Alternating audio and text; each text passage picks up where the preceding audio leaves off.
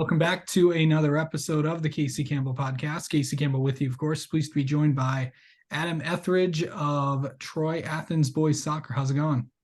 I'm good. How are you, Casey?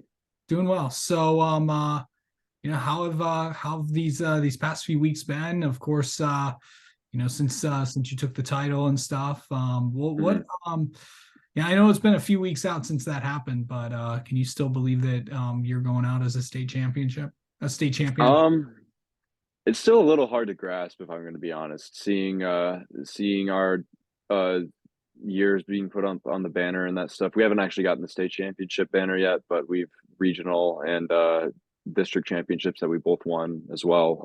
The years have gone up for that. We had a little pep assembly to kind of pay homage to our boys and winning the state championship, and it's all kind of settling in now. I wouldn't say that it's fully set in, but yeah, it's still surreal. That's the best way I can put it. It almost doesn't feel real. Yeah. To go on this run throughout the postseason, you've had to battle through a lot of hmm adversity and all that stuff, especially just with you and not just the team, but you yourself. Yeah. I've hmm had all that. So just kind of to going through all that and coming down to the end, and I know obviously it's fact that you might have been 2 minutes away from not even winning a state title. Yeah. So, but just kind of talk about like just going through all that. Well, yeah, as you said, we had a lot of hardships, especially I'd say towards the beginning of the season and the end of the season. We both of those times of the year we had hardships. Obviously, beginning of the season we didn't start it off great. We had we had 3 wins, 3 losses, and 2 ties. So that's not a great way to start it. But going into playoffs, we were really hot, and we hadn't been scored on in a while. And then in the playoffs, we ended up getting scored on first, and in four of or the last four games, or actually no, last four excluding the state semifinal against Northville. So yeah, we obviously went from a team that didn't get scored on to a lot to getting scored on first in 3 games that were very vital games. So yeah, our boys, we faced a lot of adversities this season, and that was one of them. And we had the heart to keep coming back and win every game. And I remember uh, our coach, Coach Hugh, would at the beginning of the game, he would sit us down and kind of get us to visualize what the game looked like, and if that meant making a game-winning save in my scenario, scoring a game-winning goal like how Brody or like how Adriano have done in the past. He just really got us to visualize winning the actual game. So even if we went behind, we never gave up, and we just kept pumping and tried to score. And we did score in all those games, and we ended up winning them. So yeah. Okay, so take me through the state finals day. I know Brody took us Mhm. through his day. If you watch that episode from his perspective, Yeah. what was your day like? Well, now that I look back at it, it's me and my friends have talked about it. This is probably the best day of my life that I've lived in so far. From the beginning to the end, spirits were great. We got to the school at about 12:30, and we had a team lunch with each other. Everybody's spirits were really high. Me and Brody went and actually saw the athletic trainer. So yeah, everybody was just there to kind of like we were there to win a state title, but we were there to have fun too. It was going to be our last day of high school soccer, last day of soccer for a lot of the guys on the team. And yeah, we got lunch at 12:30. We actually our bus was an hour late, so I we ended heard. up getting on the bus. Uh, and yeah, we bus ride was awesome. The guys were obviously playing music in the back of the bus, not super loud, but kind of we were all getting locked in our own way. There are a couple guys at the back of the bus that like to get pretty rowdy, like Adriano and Brody and Griffin. Those guys like to really make a lot of noise back there. But yeah, bus ride was great. It was a really mellow feeling, kind of just driving to that field, driving to the field with all my best friends, kind of just looking at the scenery and thinking, wow, this is the last day and we're actually going to a state final. Like I kept thinking to myself, this doesn't feel real. I've been dreaming of this moment since freshman year, and here I am on the bus driving to a state final. So we actually get there and the energy was electric. I remember looking at the crowd from when we turned the corner get outside of the bus and we turned into the stadium, I remember seeing the crowd and I was like, wow, this is unlike anything I've ever played in front of before. The stadium was packed. Student sections were electric. It was just, yeah, I remember everybody in the team. I feel like our heart stopped there because we realized, wow, this is a really big stage and we're going to be playing on it. And then the game, we went through adversity in that game as well. It's probably my favorite game I've ever played in, because of our student section was there, but also the other student section was there. So it really just um made it felt more than a high school game. It felt like it obviously was not on the same magnitude as this, but like a really big, like a pro game almost or something like that. We had so much support with us and against us as well, and really that juxtaposition really created a great like atmosphere for the game. I mean, it went how we wanted it to. We ended up winning it in overtime. Brody scored a fantastic goal. I played well. I thought the whole team played well, and we ended up raising up that trophy, and rest is history. The bus ride back was even better than the rest bus ride there. We all were electric that time, and then we got home. We all hung out with each other for a little while. Got to take a couple pictures with the trophy, and yeah, went to bed.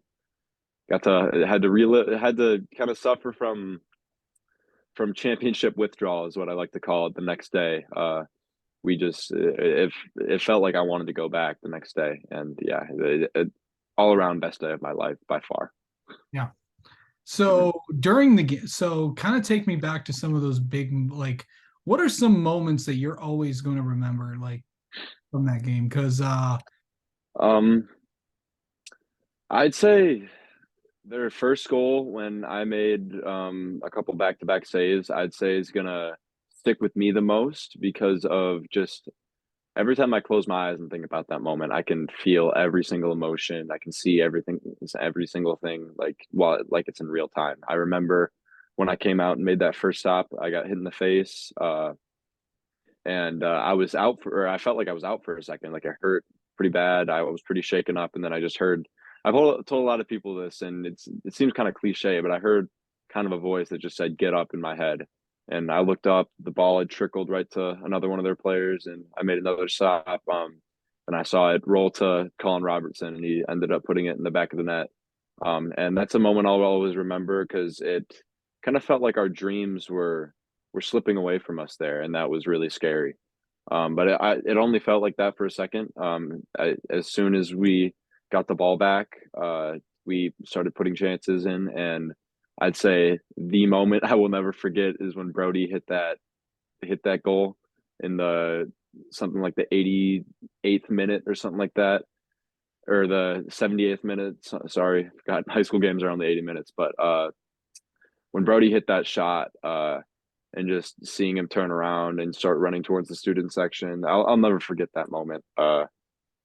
And yeah, that's the highlight of the night for me. Seeing Brody turn around, put his hands up, and start running to the student section. It was surreal. And I always remember in the game as well. I'll never forget the sense of hope that I had, even when we ended up going down. I always had, obviously when we got scored on, there was that like shock. It was like, wow, our dreams could slip out of our hands here. This could go bad, but I never gave up hope, and I always felt like God or somebody was going to deliver. I put my faith in Jesus Christ when we were playing at that game, and I mean, I never lost hope, and we ended up getting the win. And I don't really remember the last goal. I think I was still a little shaken up from when I got hit in the face, but yeah, Brody's goal was definitely the highlight of the night, and I remember that the most, and I'm sure I'll remember it for the rest of my life. yep. You also didn't have a voice that those last two. Yeah. Yeah, I was screaming at my team the entire night, and obviously, not in a bad way or anything like that. I just need to make myself loud to make sure that they get information that I see because I can see everything on the field. So, I think I went a little over the top on that night. I was trying to maybe scream a little too loud at times, and that's when my voice started to fail right towards the end of the game, and it got so bad in the second part of overtime, when we got in the team huddle, I couldn't talk at all, so I had to whisper to people so I could save my voice any little bit that I could.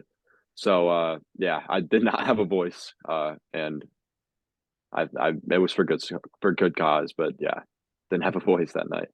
Okay, so I don't think we've established this yet, but you are the you are the goalie of the for the Hmm. team. So Yeah, just yeah. If yeah, I didn't probably didn't say that before. Yeah, I'm the goalie. I'm the guy with the big gloves on. I'd catch the ball.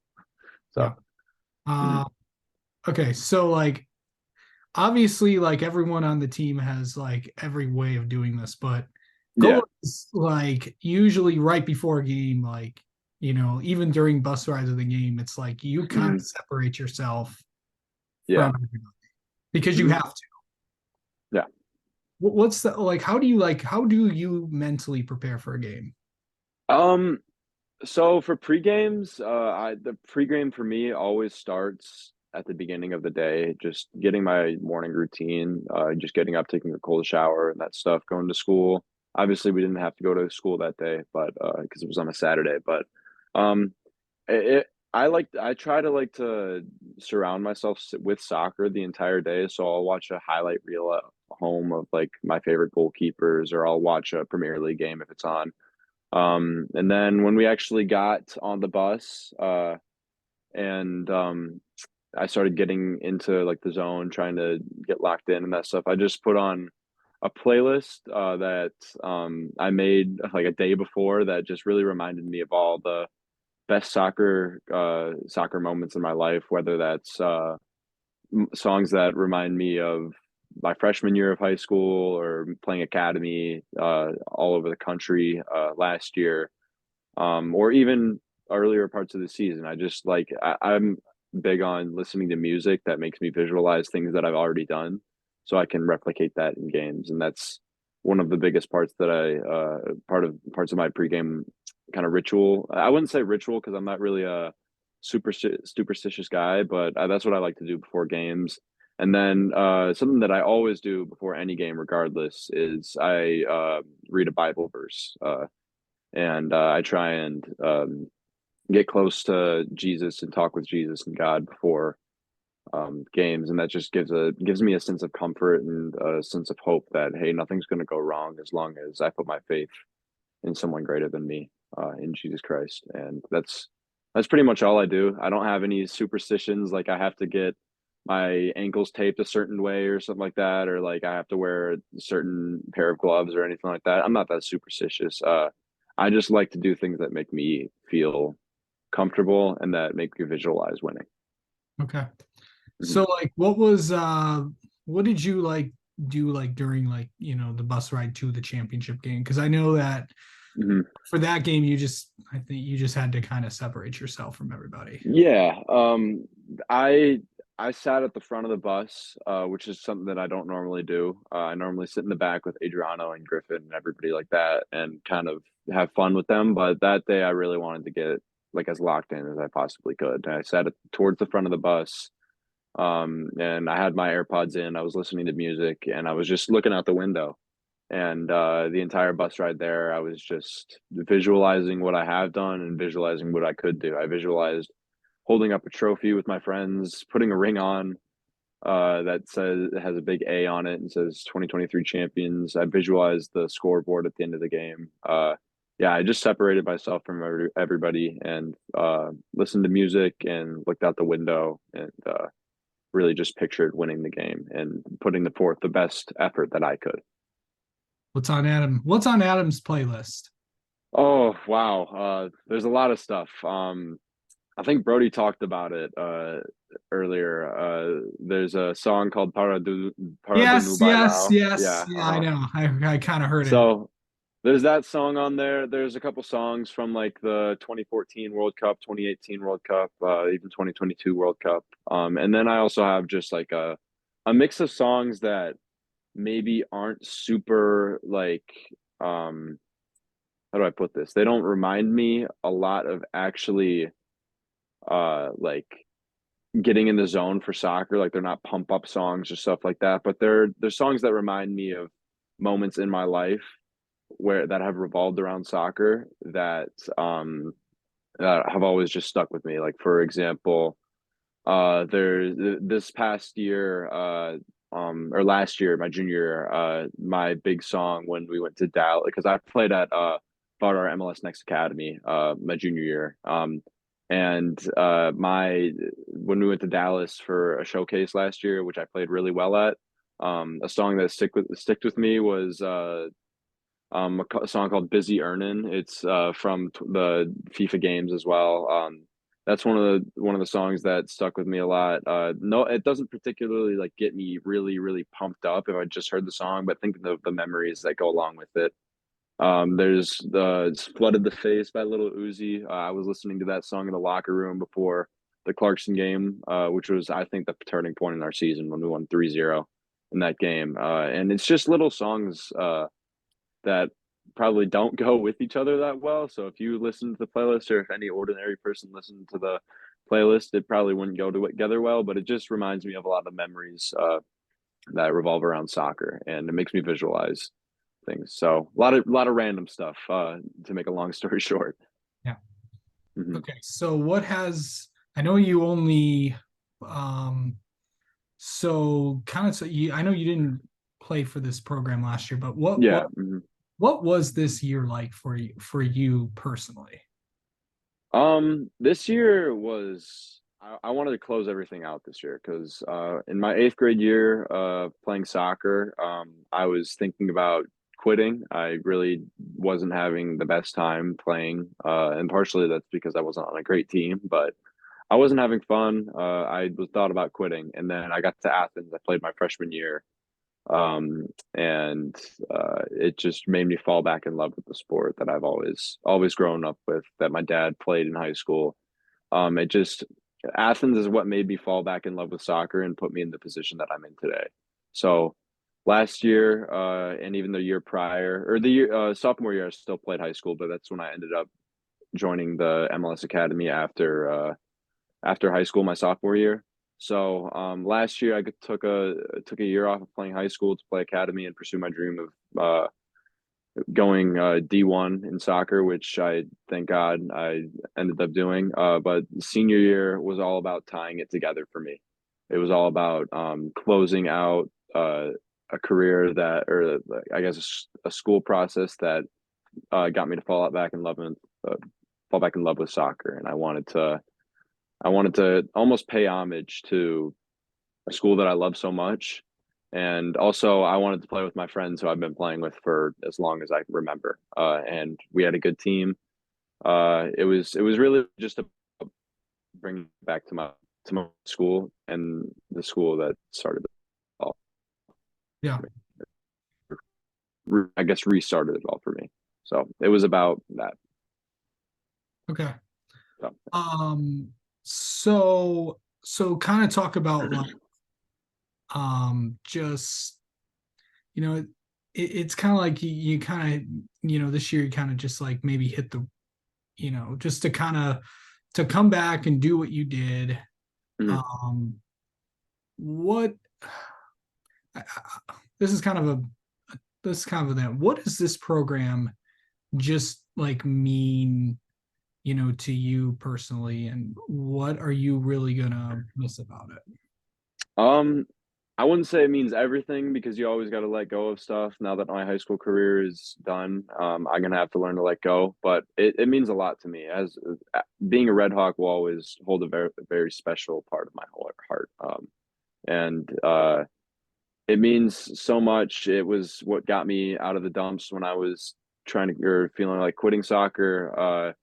Most of my best friends are on the soccer team from either senior year, sophomore year, or freshman year.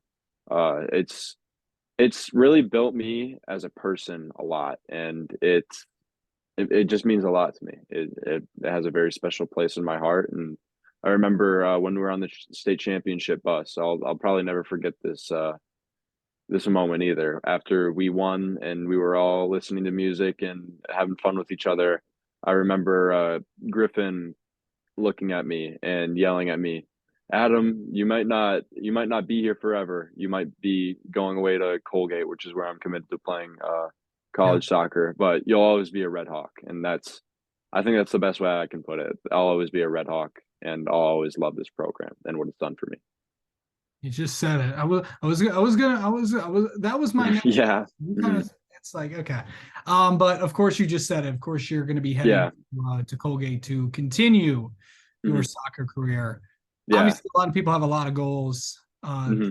Obviously, you wanted to play, to continue playing at the next Yeah. level, at a Hmm. very high level. Hmm. Um, why, why Colgate? Uh, why Colgate? Colgate. I mean, I went there on an official visit in April, and it spoke to me. The campus, the coaches. They have a really good soccer program as well.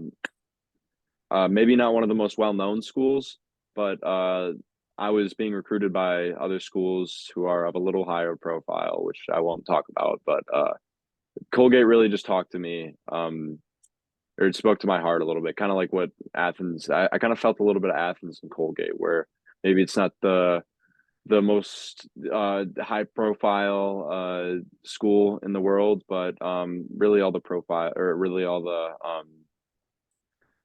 not maybe not the same things that I felt at Athens, but a lot of things spoke to me while I was there and on campus and talking with the coaches and the team members who are currently on the team. Uh, that's why I ended up going there. It just spoke to me, and I'm really excited to get started there next fall. Obviously, I don't want to wish my high school career or high school last year of high school away, but I can definitely say that I'm looking forward to going Okay. there. So I know we kind of, or what does okay, let's talk about, I'm kind of going all over the board here. Yeah, that's all right. But to get the I know the championship ring is being Yeah. Hmm. designed. What's Hmm. uh what's it gonna be like to get that thing? Um, I think that's gonna. I think that's the moment where it's all gonna click for me because obviously, like I said earlier, it still hasn't all clicked in yet that we won the state championship. It still feels somewhat surreal. I think once we get that ring in, obviously everybody always when they win it, whenever you win any type of championship, there's always talk like, "Oh, give me a ring me up," all that stuff. Um, I think it's going to be a really cool moment, not just for me, but for the entire team to see all our blood, sweat, and tears that we put into this season, all symbolized by a little piece of jewelry on our fingers. So I think it's going to be great. I'm excited to get mine. It's going to be a little while still, probably until like January or something like that. But yeah, I'm excited. I'm the entire team's excited. Um, and this is what we've been talking about for a long time. And actually, I remember in playoffs, I'm kind of or not off topic, but uh, in one of our playoff like postseason practices, our coach brought in the two championship rings that he's won as a coach, one with Rochester High School and one with Athens, and he brought those in kind of just for us to visualize and.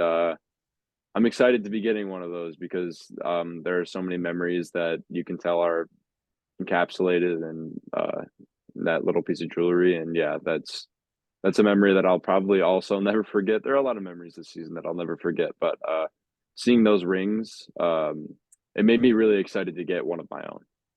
Yeah. Mhm. Okay. I feel like I need to finish this out with one last thing. What does soccer mean to you? that's a that's a huge question. um, it means almost everything to me. Obviously, there's my family, my friends. I have a girlfriend that they all mean a lot, but I've been playing soccer since I was 3 years old, and my dad was also like me a goalkeeper, and he played not quite at the college level, but he played high school, and it just means it means so much to me. It's what I've been doing, like I said, since I was three. I put so much passion, blood, sweat, and tears into perfecting my game, and also just playing with my friends. I can really say that soccer for me is both a business relationship in terms of that's what I want to go into and what I've used to kind of help me with college and that stuff, but it's also a personal relationship. Some of my, or I'd say most of my best friends are from soccer. And it really, I can't sum it up into words how much I put into soccer and how much soccer's put into me almost. It's a huge part of my personality and I wouldn't have it any other way. All right. Adam, thank you so much for the time. We will, Thank you. and we'll look forward to having you on again at some point. I look forward to it too. Thank you.